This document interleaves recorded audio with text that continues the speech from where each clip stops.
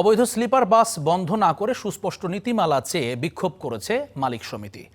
২,০০০ কোটি টাকার বিনিয়োগ ও ২.৫ লাখ মানুষের কর্মসংস্থান থাকার দাবি করে তারা বলছে তাদের হয়রানি করা যাবে না। পরে এ নিয়ে বিআরটিএতে দেয়া হয় একটি স্মারকলিপি। এ নিয়ে সংস্থাটির চেয়ারম্যান বলছেন সিদ্ধান্ত নেওয়া হবে নিয়ম মেনে।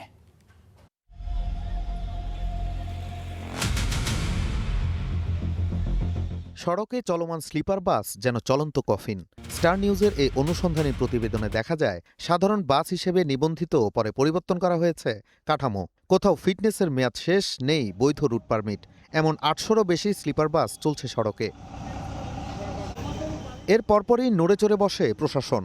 তা বন্ধে রাজধানীসহ দেশের নানা জায়গায় কয়েকদিন ধরে অভিযানে রয়েছে বিআরটিএ।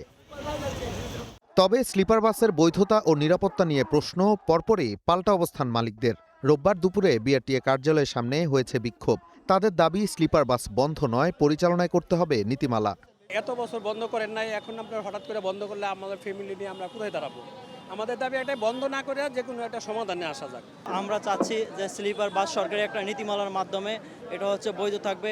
মালিক সমিতি বলছে ২,০০০ কোটি টাকার বিনিয়োগ ও ২.৫ লাখ মানুষের কর্মসংস্থান এই খাতে, তাই তাদের হয়রানি করা যাবে না। যে গাড়ি চলছে মহাসড়কে সে গাড়ি চলবে। হ্যাঁ, সেখানে যদি গাড়ির সংখ্যা বেড়ে যায়, নতুন কোনো গাড়ি যেন না করতে পারে সেটার জন্য গভর্নমেন্ট একটা গাইডলাইন দিবে, সেটা করতে পারে। কিন্তু যে গাড়ি ফিটনেস ছিল, রেস্টুরেন্ট ছিল, রুট পারমিট ছিল, সেই গাড়ি বন্ধ করার জন্য অভিযান করবে, সেটা তথ্য দুঃখজনক। এ নিয়ে বিআরটিএতে স্মারকলিপিও দেন তারা। জবাবে সংস্থাটির চেয়ারম্যান বলছেন সংশ্লিষ্টদের সঙ্গে আলাপ আলোচনার পর নিয়ম অনুযায়ী নেওয়া হবে সিদ্ধান্ত। যেহেতু ওনারা উইথ ডিউ রেসপেক্ট একটা স্মারকলিপি নিয়ে এসেছেন, this is very good one.